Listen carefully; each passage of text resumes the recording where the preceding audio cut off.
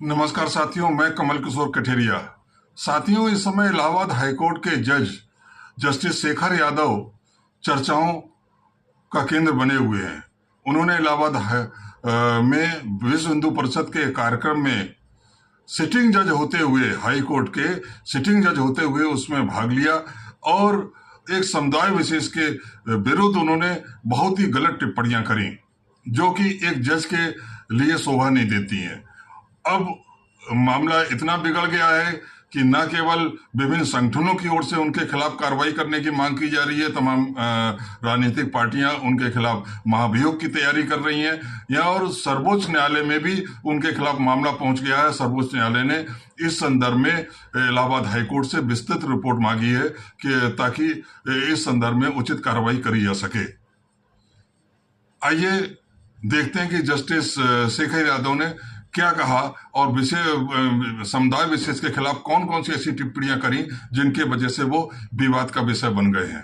रहने वाला बहुसंख्यक के अनुसार ही देश चलेगा, लेकिन जो कठमुल्ला है, जिसे कह लीजिए आप, वो देश के लिए घातक है।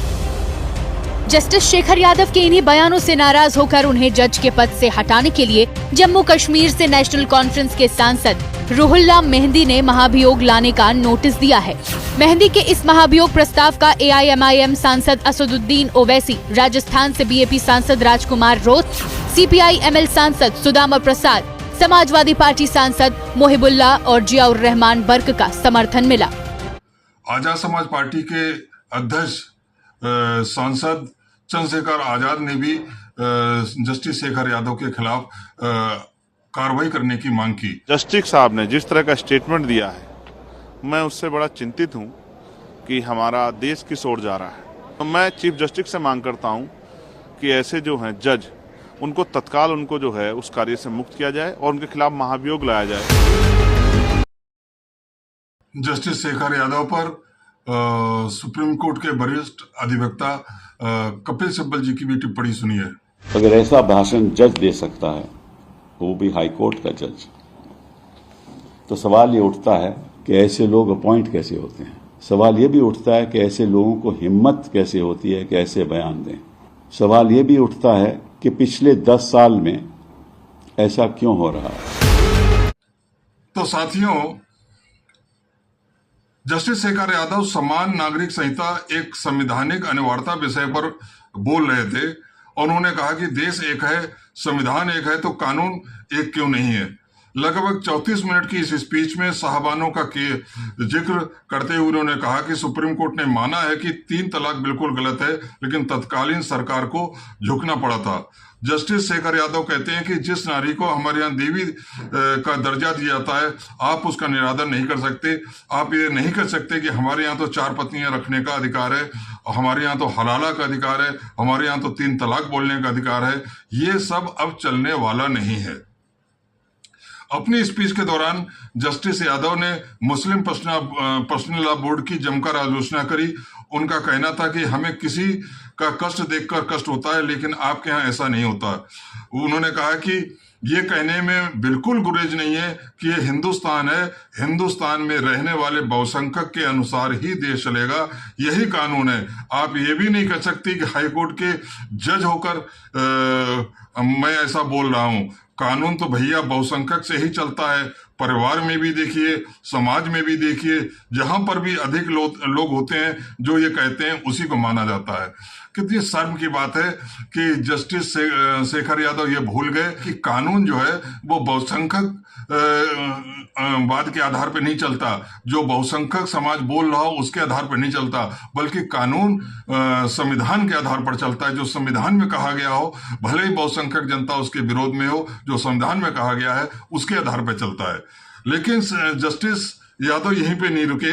उन्होंने मुस्लिम शब्द का तो नाम नहीं लिया, लेकिन उन्होंने कठमुल्ला शब्द का यूज किया। उन्होंने कहा कि जो कठमुल्ला है शब्द गलत है, लेकिन कहने में गुरेज नहीं, क्योंकि वो देश के लिए घातक है, जनता को बहकाने वाले लोग हैं, देश आगे ना बढ़े इस प्रकार के लोग हैं, उनसे सावधान रहने की जरूरत है। तो इन सारी चीजों के बाद उनके खिलाफ कार्रवाई की मांग हो रही है। सुप्रीम कोर्ट की वरिष्ठ अधिवक्ता इंदिरा जयसिंह ने जस्टिस शेखर यादव के बयान को शर्मनाक बताते हुए कहा कि एक मौजूदा न्यायाधीश के लिए अपने राजनीतिक एजेंडा पर एक हिंदू संगठन द्वारा आयोजित कार्यक्रम में सक्रिय रूप से भाग लेना कितने शर्म की बात है। वो फिर एक साक्षात्कार में कहती हैं कि पहले तो एक धार्मिक संगठन की मीटिंग हाईकोर्ट के बिल्डिंग में बुलाई कैसे गई। वो बिल्डिंग में जो हाईकोर्ट की है उसमें विश्व हिंदू परिषद का कार्यक्रम था और उसी में उस पर भी वो ऑब्जेक्शन कर रही हैं। वो कह रही हैं कि धार्मिक संगठन की मीटिंग हाईकोर्ट की बिल्डिंग में कैसे हो सकती है। मुझे ये असंवैधानिक नहीं लगता है। दूसरी बात, अगर एक सिटिंग जज इस तरह की मीटिंग में शामिल होता है तो ये पूरी तरीके से सेकुलरिज्म के खिलाफ है। जस्टिस शेखर यादव इससे पहले भी अपनी कई टिप्पणियों के लिए चर्चाओं में रह चुके हैं। उन्होंने गाय को लेकर भी एक बयान दिया था जो काफी चर्चाओं में आया था। उन्होंने कहा था कि वैज्ञानिकों का मानना है कि गाय एकमात्र ऐसा जानवर है जो ऑक्सीजन लेता है और छोड़ता है। मतलब गाय का दूध सूर्य की किरणों को विशेष ऊर्जा देता है जो आखिर में बारिश के कारण बनती है। गाय के दूध, दही, घी, मूत्र और गोबर से बने पंचगव्य से कई असाध्य रोगों के उपचार में मदद मिलती है। इसी के साथ उन्होंने कहा था कि भारत तभी समृद्ध होगा जब गायों का सम्मान किया जाएगा। तो इस तरीके की बातें व्यक्तिगत होती हैं, लेकिन सार्वजनिक रूप से एक हाई कोर्ट के जज द्वारा कहा जाना ऐसा लगता है कि शायद उन्होंने साइंस पढ़ी नहीं है और वो अभी भी धर्मशास्त्रों में ही उनका ज्यादा अध्ययन रहा है, वो धर्मशास्त्रों में ही वो घूम रहे हैं। खैर, ये उनकी व्यक्तिगत राय थी, लेकिन जो उन्होंने विश्व हिंदू परिषद के कार्यक्रम में जिस प्रकार की टिप्पणियां इस अल्पसंख्यक समाज के लिए कही है वो निश्चित रूप से बहुत ही निंदनीय है और उसके लिए उनके खिलाफ कार्रवाई होनी चाहिए। अब देखना यह है कि सर्वोच्च न्यायालय क्या कार्रवाई करता है उनके जस्टिस शेखर यादव के विरुद्ध इस संदर्भ में। जय संविधान।